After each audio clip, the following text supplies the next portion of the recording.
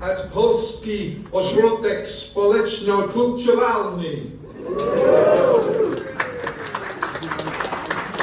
You can't believe how many times I've practiced that. We've a packed programme planned for you. I'm really delighted with the guest list we've managed to put together. A genuine mixture of classic Who, new Who, and as I call it, neo Who. Before going any further, and my friend Mike Teague sent me a message half an hour ago to remind me, but I was already going to talk about this. It's perhaps appropriate that today's proceedings take place on the 40th anniversary of a convention that has gone down in fan mythology. Yes, the 6th of April 1985 saw Was Social 5 staged at the Novotel Hammersmith just a mile away. Memorable for a number of reasons, not all of them good. For me, its particular significance is that it brought us the only ever convention appearances of not one but two of the Doctor's companions, Jacqueline Hill and Adrienne Hill. I'm sure that some of you here were, like me, attendees on a day which proved to be one not to forget. I hope the cutaway can in some ways be as memorable, but of course only time will tell. One thing for sure, by the time we finish today, you'll be fully aware of our plans for 2026. For ease of identification, crew will be wearing black tee or polo shirts. Of course, that doesn't preclude some attendees from doing so as well, just to confuse you.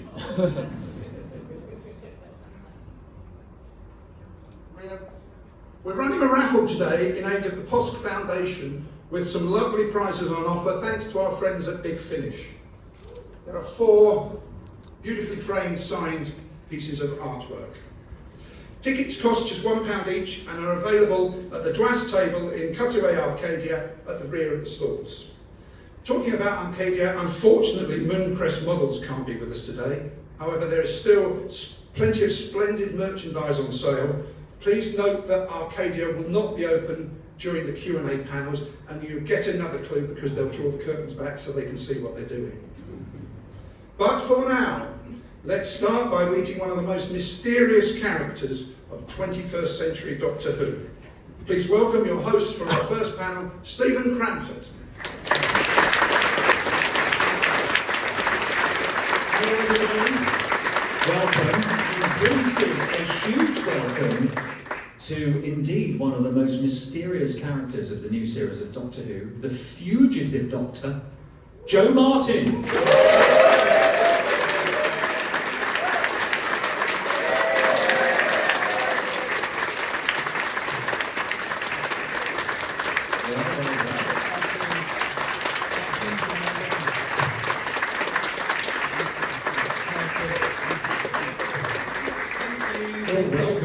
Thank you for coming along. Oh, everyone's up bright and early on a Sunday, my lord. That's keen. When did your alarm go off? It went off at 7 because I had to wash my hair. So that always takes time. Mine went off at 5 and I didn't have to wash my hair. I won't ask what you were doing. Well, Jo, can I just say a massive welcome to the Doctor Who world, and you do realise that once you're a member of the Doctor Who family, that is it. It will be with you for life. Death and taxes and Doctor Who. Yeah. So going back to the beginning of the agent presumably got in touch going, oh Jo, we've got this little part called Ruth Clayton. Yes. In one episode of Doctor Who, is it Yes. something you might like to do? Did you have any idea what it was going to be? No, I'm sure you've all heard this story 1,000 times, but no, I had no clue. And one of my sons is a huge Doctor Who fan. He doesn't watch anything that I do. The only thing he watched that I did was Wizard vs. Aliens, and I think that was a Russell T Davies. He watched that. And he was like, Mum, when are you going to get to do Doctor Who? Because you see lots of my friends doing guest appearances on the show, and he'd be like, when are you going to get a part? I said, I can't, you know. Give me a chance. I'm the BBC, yeah. And so when the audition came in, I was very excited to tell him. I was like, I finally got an audition for Doctor Who. And he was like, go on, get that part, Mum, get that part. You know. But when you auditioned, did you know that you were going to be the Doctor? No, not at all. And I think if I'd known, I would have blown it because I'm a Doctor Who fan myself, and I would have been so nervous. The stakes would have been so high that I think I might not have performed well on the day. But they sent me a bogus script, you know. But even I'm saying it's a bogus script. It had bits in it where I was flying a TARDIS, and I'm thinking, why is this person flying out? But sometimes there's not enough dialogue for the part. So they give you a scene from another character. From another character, just to see how you fare. And yeah, so I had no idea. I just did what I did, and then a couple of days later, I got a call saying, "Oh, you've booked Doctor Who," and I was like, "Oh!" And I was telling the family, and then made said, "Oh, you're going to get a call from the powers that be, and they're going to have a chat with you about what's really going on." And I was like, "Huh?" Oh my gosh! And then I got the news, and it was just tears. It was just, you know. Wow, how exciting! And then I had to then be stumm because my son. Do you know that must be so difficult? It was because difficult. It was shot quite a lot in advance as well. Yeah. You know, sort of COVID-y time. I'm not allowed to tell anyone, but I'm not going to lie. I told my husband, "Come on." Oh yes. Oh, and my sister, and the neighbour, and oh, who else? No. But My big sister and my husband, they knew. Yeah, and of course the secret stayed Yeah. tight, didn't it? That Yeah. was good. But it must be so difficult because how long did you have to wait till it aired? Oh my God, I think it was, what, does anyone know? I don't know, I can't remember. I think It it must was, have been a good year, wasn't it? I would say so. Just under a year. You know what I mean? So it was really tough. It was really tough because I'm so excited. You know what I mean? I want to tell everyone, I got a TARDIS. I'm not making it up, it's true. I want to tell my cousins who'd always told me, you can't be the Doctor because you're a girl. And so I'd wrap them up in foil when I was a girl and tell them, you're the Daleks, I'm the Doctor. And Fantastic. so, yeah. Now, did you have any idea, obviously once you knew you had that part, did you know what you were letting yourself in for with this kind of fandom No. that will follow you around? Because No. you've worked on so many things, and this is always a question that I always think. All the other programs that you've worked on, are there fan clubs for those as well? Do you go to the Bill conventions or the Silent Witness conventions? Or If only. Not at all. This is unique.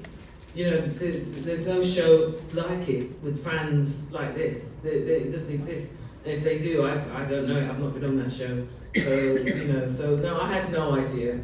I had no idea the fandom was as strong and as powerful and as loving. And worldwide, have you been on any And nice worldwide. sort of overseas conventions? Yeah, I've done a couple. It's all subject to availability, isn't it? You know, you get invited to a lot. Because they're everywhere. You know, these conventions are just absolutely all over the world, from Brazil to Australia to New York to, I mean, it's just everywhere. So I've done one in LA, and that was really, really good. You know, but a lot of the UK fans come to us. I'm like, wait, I've seen you before. What are you doing in LA, mate? Who's seen You know. Joe before at a convention? Woo! Look at that, you see, fantastic. Woo! Yeah. Excellent. And yeah. And of course now it's not just TV, you're the Doctor, it's audio as well. Yeah, I'm Finish. audio, you can't- Big shout you out can't to Big escape Finish it. at the back. We got Big Finish. Yeah. Big Finish.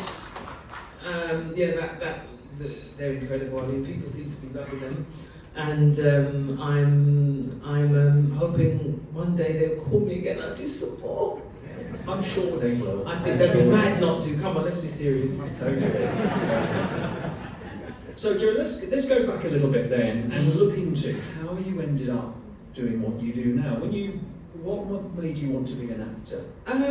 This is a strange old profession, isn't it? It really is. It Perilous, really is. You know, the freelance world of what Yeah. work will I ever get? I know. I mean, I started off just being in youth theatre. You know, where I live, there's a local theatre called Theatre Royal Stratford East, which has been there for 150 years, and I started just doing youth theatre there and just got the bug doing theatre, just loving being on stage and devising plays, doing improv, learning how to read text, and I just got the bug. And from that moment on, I was just determined that's what I wanted to be. And obviously, my family were quite concerned. They were like, "You're deluded."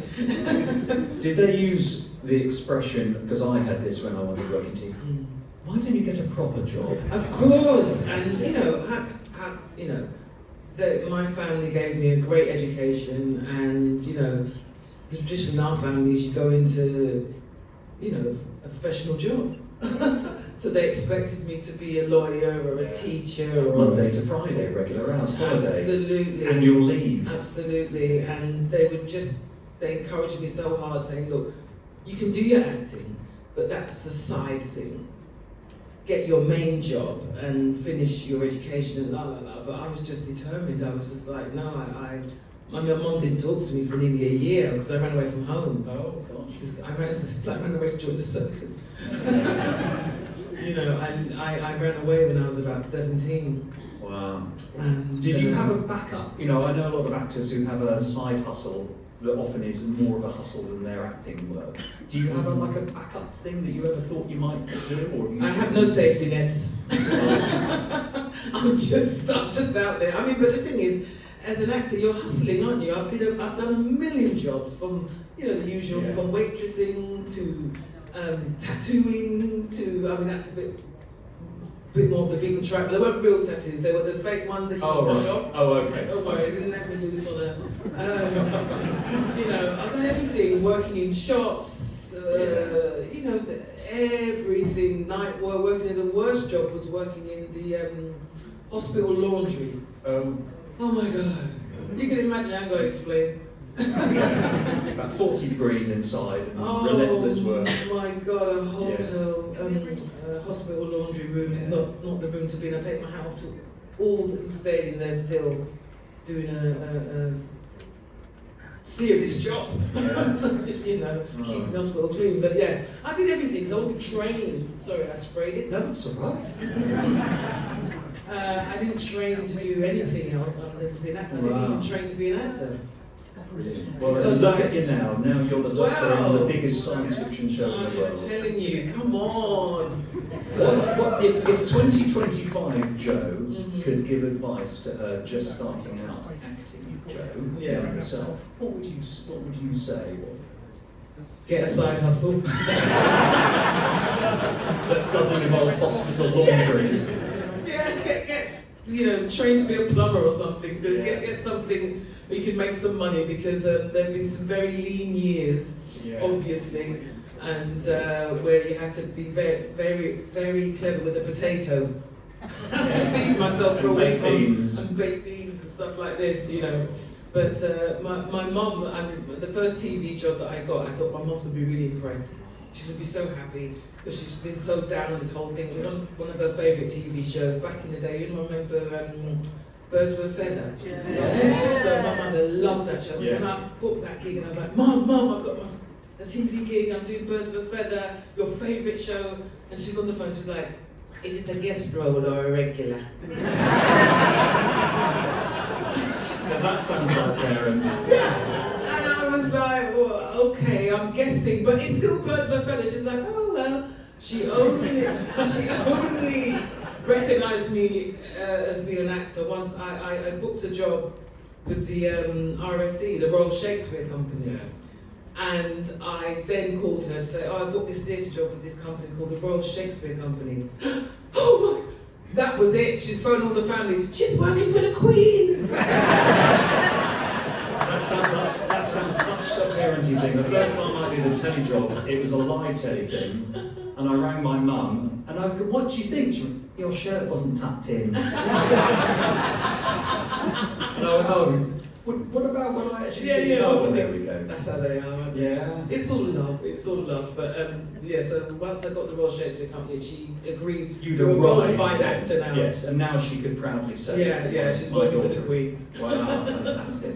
So all the different shows you've worked on, what would you say has been the most challenging one then? Oh my gosh. In terms of expectations and what they ended up being, perhaps?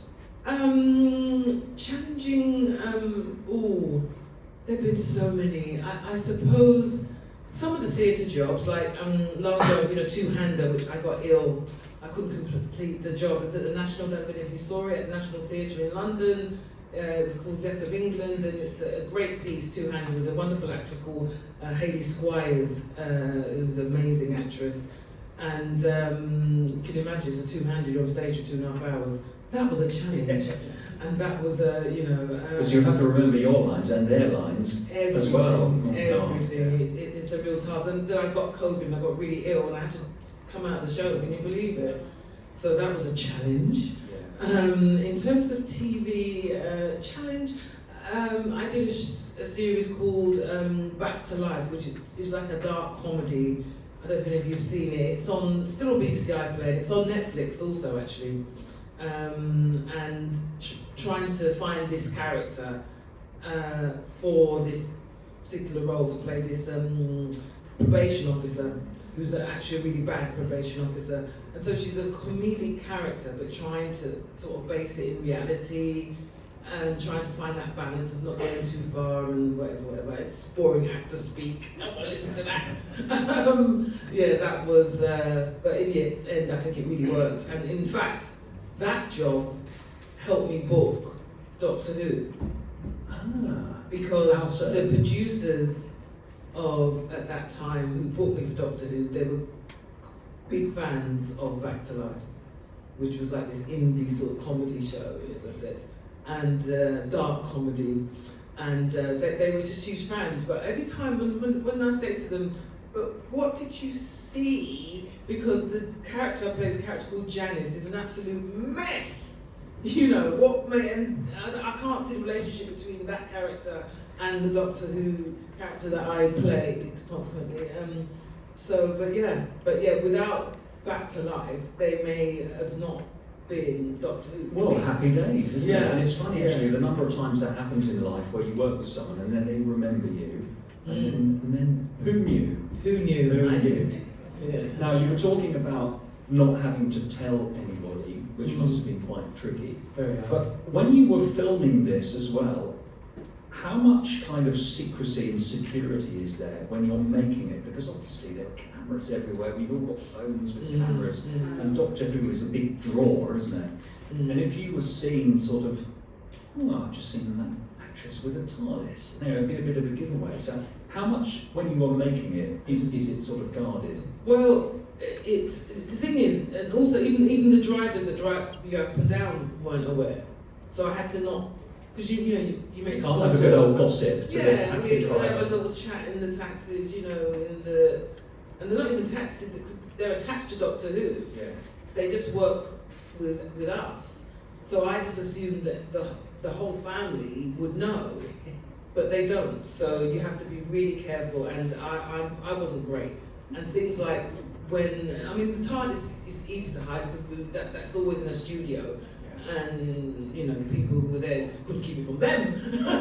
But when I had on my Doctor Who outfit, they were very careful about not having me anywhere when one would think. But you wouldn't know anyway because you'd be like, just a well-dressed lady over there. But you came back, and then you came back, and then you came back again, didn't you? Because Yeah, Jodie's last story, The Power of the Doctor, a lot of you and the classic Doctors came back, and that must have been really tricky. Because I remember hearing Janet Fielding, who played Tegan, say that she was there put up in sunglasses and everything. Yeah. And then Peter Davison and the other Doctors were all having lunch together in a restaurant. In Cardiff, all together. Yeah. Did you hear that story as well? Yeah, so I heard it's true. It's I true. wonder why these classic Doctor Who actors are in Cardiff, all having lunch at the same time. Mate, I was in hiding the whole time. I get spotted at the station, and they're like, "What are you doing here?" I'm like, "Oh, I don't know, I like Cardiff, thank you." I do actually, but yeah. It must be so tricky because, of course, there's, apart from the contractual obligations, you just really don't want to spoil it for the audience, do you? No. But the thing is with Doctor Who fans is that you guys guess everything. You figure it all out. There are very few surprises really. You know what I mean? And if you don't fully know, you half know. You're like, I kind of think this is what's going to happen, or this is how this is going to play out. The only true surprise, I suppose, was my first appearance because nobody knew.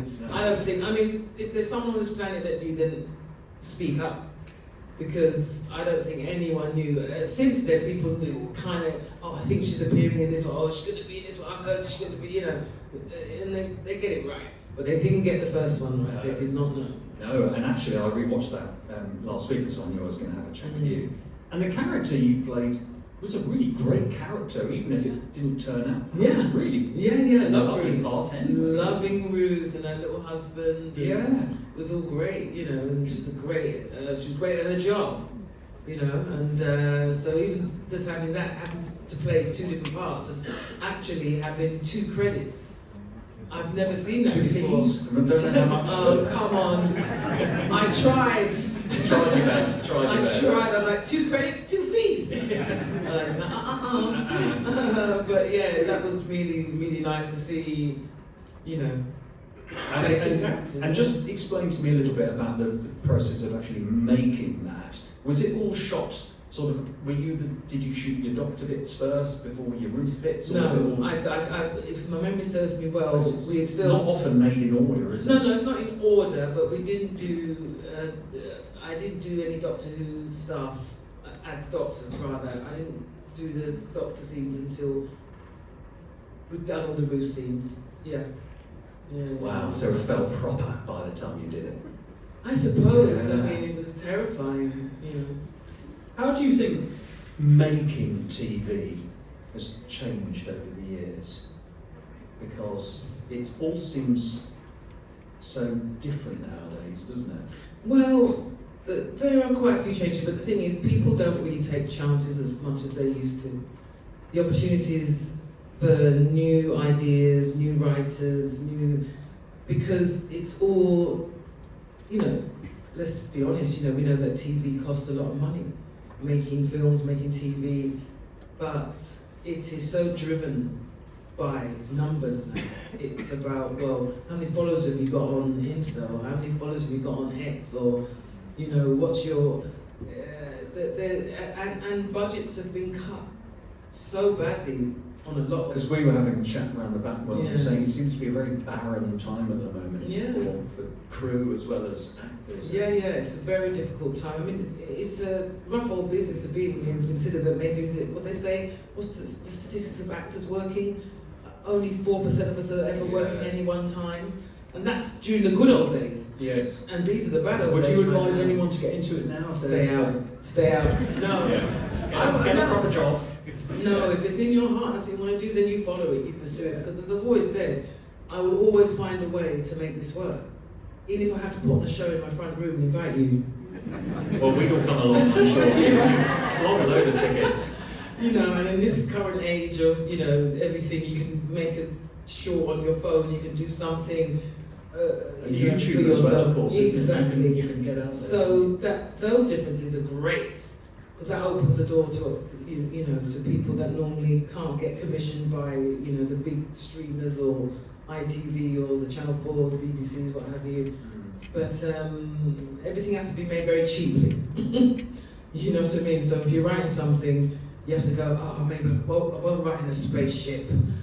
You know what I mean? We'll just do it in the front room. Yeah, front room. Yeah. Excellent. So if we want to see you on telly now or imminently, what sort of things are in the pipeline that we can see you on? Well, currently there's a series that I do, a lovely little series called the Marlowe Murder Club. And, oh, that's so kind. Oh my gosh. I'm glad you're watching it because it's a good show.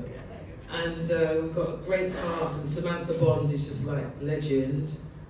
Miss Moneypenny, I don't know if you know Samantha. You don't know anybody's name, do you? No, I've had this Tell him, discussion as well. Samantha Bond! Yeah, I recognise people, but I don't know why I know them. You would Mrs. recognise Wildwood. Samantha Bond. She's... Huh? She's in the Sarah Jane Adventures. Thank Oh, you, right. thank you. And she was Miss Moneypenny. Who was her? Who was her Bond? Who was her Bond? It's Brosnan. Yeah, she was Miss Moneypenny to that. Anyway, but yeah, so that's streaming now. Wow. And then. Do you watch yourself on TV? Mark? No, See, very. I've got friends who do and friends who won't, and No, obviously I do see myself because obviously the family want to see stuff and watch things with me, but it's not a comfortable watch, is it? Because you know, it's like looking at pictures of ourselves. We're never happy, are we? We always think we're better than the picture. We're like, what's this picture? This is wrong. I don't have 2 chins. they must have added it on in They've added post-production. it on. Yes. You know, wicked people out there.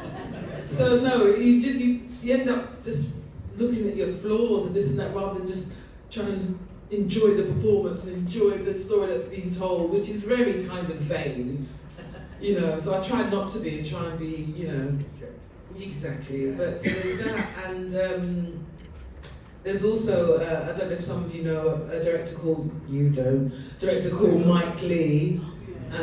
Yes, who's a legend, I of course. And he had a film come out recently called Hard Truths, which do a cameo in, which is now streaming, I think, on one of those platforms. I don't know, because it's not at the cinema anymore. It's playing at a few cinemas still, sorry. And yeah, that's about it that you can see for now. You can always go back and watch Back to Life. That's still on Netflix, still on BBC iPlayer. You see, that's a big change, isn't it? It used to be linear TV, you have to watch it when it goes out, or you have to record it on Betamax or VHS. Yeah. And if you miss it, tough. Yeah. But now, it's brilliant, isn't it? Yeah, it's wonderful. Although, I suppose, if viewing figures are sort of important to the programme makers and the commissioners, perhaps it's a bit more diluted now, because you say, well, it does have a huge audience, but it's just spread over a year. I know, I know. If you're going to kind of get a second series of things, you need those numbers. Otherwise, because most... Well, on Netflix, see, at least you can tell all your friends, just watch it on a loop. Yeah. Please, on a loop. Yeah.